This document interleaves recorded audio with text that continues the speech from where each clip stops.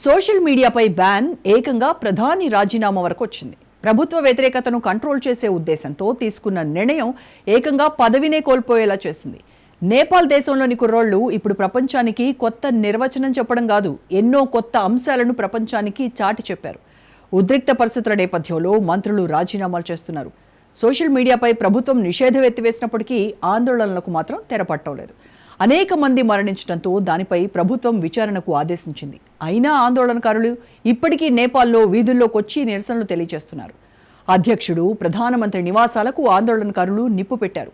ఖచ్చితంగా నేతలు రాజీనామా చేయాల్సిందేనని అంటున్నారు. దీంతో నేపాల్ ప్రధాని కేపీ శర్మ ఓలీ దేశాన్ని వీడిపోయేందుకు నిర్ణయించుకున్నారు. దీంతో నేపాల్ మరో బంగ్లాదేశ్, శ్రీలంకలా మారుతుందా అనే అనుమానం కలుగుతోంది. అసలు నేపాల్లో ప్రస్తుత పరిస్థితి ఏంటి? నేపాల్లో అగ్నిగుండాన్ని తలపిస్తున్న రహదారులు. ప్రధాని పదవికి రాజీనామా చేసిన కేపీ శర్మ ఓలీ. నేపాల్ మరో బంగ్లాదేశ్ను తలపిస్తుందన్న వాదన. హిమాలయ దేశం నేపాల్లో రాజకీయ సంక్షోభం ముదురుతోంది. సోషల్ మీడియాపై నిషేధం ఎత్తివేసిన ఆందోళనకారులు ఏమాత్రం శాంతించలేదు. నిన్నటి నుంచి మొదలైన ఆందోళనలు ఇంకా ఆగడం లేదు. నేపాల్ రాజధాని ఖాట్మండులో ఉద్రిక్త పరిస్థితులు నెలకొన్నాయి. మాజీ ఉప ప్రధానమంత్రి రఘువీర్ మహాసేత నివాసంపై నిరసనకారులు రాళ్లు రువ్వుతున్నారు. రాజధాని ఖాట్మండులో అధ్యక్షుడు, ప్రధానమంత్రి నివాసాలను ముట్టడించే ప్రయత్నం చేశారు. ఈ క్రమంలో ఆగ్రహానికి గురైన యువత వారి నివాసాలకు నిప్పు పెట్టారు. ప్రదర్శనకారులు అనేక మంది రాజకీయ నేతల ఇంటిపైకి చొరబడ్డారు. నేపాల్ ప్రధాని కేపీ ఓలీ, కమ్యూనికేషన్ మంత్రి పృథ్వీ సుబ్బ గురుంగ్ ప్రైవేటు నివాసాల్ని తగులబెట్టారు. అలాగే నేపాల్ కాంగ్రెస్ అధ్యక్షుడు షేర్ బహదూర్ దేవుబా నివాసాన్ని చుట్టుముట్టి ఆయన ఆస్తులకు ఆందోళనకారులు నిప్పు పెట్టారు. నిరసనకారులు రాజధాని రోడ్లను దిగ్బంధించారు. దీంతో నేపాల్లో తీవ్ర రాజకీయ సంక్షోభం నెలకొంది. టైర్లను తగులబెట్టడంతో పోలీసులు టియర్ గ్యాస్ ప్రయోగించారు. ఈ క్రమంలో బలగాలకు, ఆందోళనకారులకు మధ్య ఘర్షణలు మొదలయ్యాయి. నేపాల్ మాజీ ప్రధానులు ప్రచండ, షేర్ బహదూర్ దేవుబా, ఇంధన మంత్రి దీపక్ ఖడ్కా ఇళ్లను నిరసనకారులు ధ్వంసం చేసినట్టు తెలుస్తోంది. ఈ తరుణంలో ప్రధాని పదవికి కేపీ శర్మ ఓలీ రాజీనామా చేశారు. దాంతో ఆ దేశ పగ్గాలు సైన్యం చేతులకు వెళ్లనున్నాయని తెలుస్తోంది. ప్రధాని ఓలీ దుబాయ్కి వెళ్లేందుకు విమానాన్ని కూడా సిద్ధం చేసుకోవడంతో ఆయన దేశం విడిచి వెళ్లిపోతారంటున్నారు. అయితే జరుగుతున్న ఆందోళనలపై ఈరోజు సాయంత్రం అఖిలపక్ష సమావేశాన్ని ఓలీ నిర్వహిస్తున్నారు. ఇప్పుడున్న పరిస్థితుల్లో ప్రజలంతా ప్రశాంతంగా ఉండాలని ప్రధాని ఓలీ కోరుతున్నారు. ప్రస్తుత పరిస్థితికి అర్థవంతమైన ముగింపునకు సంబంధిత పార్టీలతో చర్చలు జరుపుతున్నట్లు చెప్పారు. దీనికి ముందు ప్రధాని KP Sharma Oli Nepal army chief general Ashok Raj సిగ్దల్తో మాట్లాడారని అంతర్జాతీయ మీడియా కథనాలు వెల్లడించాయి. ఈ క్లిష్ట పరిస్థితుల్ని అదుపులోకి తీసుకొచ్చేందుకు, ప్రధాని నివాసం నుంచి సురక్షితంగా వెళ్లిపోయేందుకు మిలిటరీ సహాయం కావాలని ఆయన అడిగినట్లు తెలిపాయి. అయితే ప్రధాని పదవికి రాజీనామా చేయాలని ఓలీకి ఆర్మీ చీఫ్ సూచించినట్టు తెలుస్తోంది. ఈ ఘర్షణలు సైన్యం అదుపులోకి తీసుకువస్తుందని పేర్కొన్నట్టు సమాచారం. ఓలీ రాజీనామా చేస్తే మిలిటరీ రంగంలోకి దిగేందుకు సిద్ధమైనట్లు ఆర్మీ వర్గాలు వెల్లడించాయి. ఈ తరుణంలోనే రాజీనామా ప్రకటన వెలువడింది. దేశంలోని అస్థిర పరిస్థితుల వేళ త్రిభువన అంతర్జాతీయ విమానాశ్రయాన్ని మూసేశారు. అన్ని విమానాలను రద్దు చేశారు. 300 మంది సైనికులను అక్కడ మోహరించారు. మంత్రులను వారి అధికారిక నివాసాల నుంచి ఆర్మీ హెలికాప్టర్ల ద్వారా తరలిస్తున్నారు. ఎయిర్పోర్ట్ వద్ద హెలికాప్టర్ల కదలికలు కనిపిస్తున్నాయి. అలాగే రాజధాని ఖాట్మండులోని ఆర్మీ బ్యారక్స్ లోకి వీఐపీలను తరలిస్తున్నారు. మరోవైపు నేపాల్లో నెలకొన్న పరిణామాలపై భారత విదేశాంగ శాఖ ఆదేశాలు జారీ చేసింది. తాజా పరిస్థితుల్ని ఎప్పటికప్పుడు పరిశీలిస్తున్నామని తెలిపింది. ఆందోళనల్లో పలువురు ప్రాణాలు కోల్పోవడంపై దిగ్భ్రాంతి వ్యక్తం చేసింది. నేపాల్ తమకు అత్యంత సన్నిహిత దేశమని, శాంతియుత మార్గాల ద్వారా సమస్యలు పరిష్కరించుకుంటాయని ఆశిస్తున్నట్లు వెల్లడించింది. ఈ సమయంలో అక్కడ నివసిస్తున్న భారత పౌరులు అప్రమత్తంగా ఉండాలని, అధికారుల మార్గదర్శకాలను పాటించాలని సూచించింది. అయితే ఇది పైకి చూడ్డానికి సోషల్ మీడియా హ్యాండిల్స్ పై నిషేధంగా కనిపించొచ్చు, కానీ లోతుగా చూస్తే దీని వెనుక చాలా పెద్ద కథ ఉంది. జాతీయ ప్రయోజనాల దృష్ట్యా అనేక సోషల్ మీడియా ప్లాట్ఫామ్లను బ్లాక్ చేస్తామని సెప్టెంబర్ 4న ప్రభుత్వం ప్రకటన చేసింది. ఈ ప్రకటన వెనుక స్పష్టమైన రాజకీయ కారణాలు ఉన్నాయి. నేపాల్లో కొన్ని రోజులుగా ప్రభుత్వానికి వ్యతిరేకంగా కొన్ని పోస్టులు వైరల్ అవుతూ వచ్చాయి.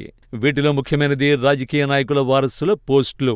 పొలిటికల్ నెపోకిడ్స్ అంశం నేపాల్లో వైరల్ గా మారింది. కొంతమంది రాజకీయ నేతల పిల్లలు విలాసవంతమైన జీవితాన్ని గడుపుతున్న ఫోటోలు సోషల్ మీడియాలో వైరల్ అయ్యాయి. కేవలం పొలిటికల్ నెపోకిట్స్ వ్యవహారాలు మాత్రమే కాదు, ప్రభుత్వానికి సంబంధించి అవినీతిగా చెప్పే కొన్ని ఒప్పందాలు కూడా వైరల్ అయ్యాయి. 2017లో ప్రభుత్వ రంగ సంస్థ నేపాల్ ఎయిర్వేస్ 2 విమానాల్ని కొనుగోలు చేసిన ఒప్పందం వెనుక పెద్ద అవినీతి జరిగిందనే ప్రచారం సోషల్ మీడియాలో విస్తృతంగా కనిపించింది. ఇలా చెప్పుకుంటూ పోతే మరో 2-3 కీలకమైన అంశాలు కూడా కనిపిస్తాయి. వీటిలో మరో ముఖ్యమైన అంశం నేపాల్లో వ్యవసాయ రంగం. ఈ రంగాన్ని ప్రభుత్వం పట్టించుకోవడం మానేసిందంటూ సాక్ష్యాలతో సహా కొన్ని పోస్టులు దర్శనమిచ్చాయి. ఇక పన్ను చెల్లింపుదారుల డబ్బును రాజకీయ కుటుంబాలు వృధా చేస్తున్నాయంటూ రెడ్డిట్తో పాటు పలు సామాజిక మాధ్యమాల్లో జోరుగా చర్చ సాగింది. పొలిటీషియన్స్ నెపో బేబీ నేపాల్ అనే హ్యాష్ట్యాగ్ విపరీతంగా వైరల్ అయింది. ఇవన్నీ ప్రభుత్వానికి ఆగ్రహం తెప్పించాయి. దీంతో ఏకంగా సోషల్ మీడియా హ్యాండిల్స్ పై నిషేధం విధించాలని ప్రభుత్వం నిర్ణయించింది. దీనికి అక్కడి ప్రభుత్వం కొన్ని లాజిక్స్ కూడా చెప్పడం మొదలుపెట్టింది. యాప్లు నేపాల్లో ఆదాయాన్ని పంచుకోవాలి, పన్ను చెల్లించాలి, మరియు జాతీయ ప్రయోజనాలను పరిరక్షించే నియమాల పరిధికి లోబడి పనిచేయాలి అంటూ స్వయంగా ప్రధాని ప్రకటించడం నిరసనలకు ఆజ్యం పోసింది. ఇలా సోషల్ మీడియాపై నిషేధం వెనుక చాలా కథ నడిచింది. దీనికి అక్కడి ప్రతిపక్షాలు ఆజ్యం పోసాయి. ఫలితంగా పెద్ద ఎత్తున యువత రాజధానిలో నిరసనలకు దిగడం, హింసాత్మక ఘటనల్లో పలువురు మరణించడం జరిగింది. దీంతో ఏకంగా నేపాల్ హోంమంత్రి తన పదవికి రాజీనామా చేయాల్సి వచ్చింది. మరో 2 రోజుల్లో నేపాల్ రాజకీయాలు పూర్తి స్థాయిలో మారబోతున్నాయి. బంగ్లాదేశ్లో ఆ దేశ ప్రజలు చేసిన ఉద్యమాన్ని గుర్తు చేస్తున్నారు. 2024లో బంగ్లాదేశ్లో షేక్ హసీనా ప్రభుత్వంపై జరిగిన ఆందోళనలు, ఆమె రాజీనామాకు దారితీసిన విద్యార్థుల ఉద్యమం కీలకమైనవి. ఈ ఉద్యమాలు ప్రభుత్వ ఉద్యోగాల్లో రిజర్వేషన్లు, పౌర హక్కుల ఉల్లంఘన, అవినీతిపై ప్రజల ఆగ్రహాన్ని ప్రతిబింబించాయి. ఈ ఉద్యమాల్లో ముఖ్యంగా యువత, విద్యార్థులు చురుగ్గా పాల్గొన్నారు. సోషల్ మీడియాను నిరసనలకు వేదికగా ఉపయోగించారు. ఈ ఉద్యమాల తీవ్రత, యువత భాగస్వామ్యం ఇప్పుడు నేపాల్లో కనిపిస్తున్న నిరసనలతో పోలిక ఉంది. బంగ్లాదేశ్, నేపాల్ రాజకీయ వ్యవస్థలు, చరిత్రలో కొన్ని తేడాలున్నాయి. బంగ్లాదేశ్ సుదీర్ఘకాలం ఒకే కుటుంబం అధికారంలో ఉంది. అయితే నేపాల్లో తరచూ ప్రభుత్వాలు మారే సంకీర్ణ వ్యవస్థ ఉంది. బంగ్లాదేశ్లో ఇటీవల ప్రభుత్వానికి వ్యతిరేకంగా హింసాత్మక చర్యలు, మత ఘర్షణలు చోటు చేసుకున్నాయి. నేపాల్లో ఇప్పటివరకు హింస, మరణాలు సంభవించిన నిరసనల స్వభావం పూర్తి భిన్నంగా ఉంది. ఇప్పటివరకు అది ప్రభుత్వ వ్యతిరేక నిరసనగా మాత్రమే కొనసాగుతోంది. నేపాల్లో జరుగుతున్న నిరసనలు బంగ్లాదేశ్ మాదిరిగానే ప్రభుత్వానికి వ్యతిరేకంగా ఉన్న ప్రజల ఆగ్రహాన్ని సూచిస్తున్నాయి. ఈ నిరసనలు తీవ్ర రూపం దాల్చి బంగ్లాదేశ్ స్థాయిలో పెను మార్పులకు దారితీస్తాయి అనేది చెప్పడం కష్టం. అయినప్పటికీ యువతలో పెరిగిన చైతన్యం, సోషల్ మీడియాను నిరసనల సాధనంగా ఉపయోగించడం భవిష్యత్తులో నేపాల్ రాజకీయాలను ప్రభావితం చేసే అవకాశం ఉంది. మొత్తానికి హిమాలయ దేశం అగ్నిగుండాన్ని తలపిస్తోంది. బంగ్లాదేశ్లో షేక్ హసీనా ప్రభుత్వంపై జరిగిన ఆందోళనలు, ఆమె రాజీనామాకు దారితీసిన విద్యార్థుల ఉద్యమం కీలకమైనవి. ఇప్పుడు యువత రోడ్లెక్కి చేస్తున్న నిరసనలు నేపాల్లో హింసాత్మకంగా మారే. దీంతో నేతలంతా రాజీనామా చేయాల్సిన పరిస్థితి ఎదురైంది. ఇప్పటికే ప్రధానితో సహా దాదాపు 6 డజన్ మంది మంత్రులు రాజీనామాలు చేశారు. పరిస్థితులు చేజారిపోవడంతో ప్రభుత్వ పెద్దలు అలర్ట్ అయ్యారు.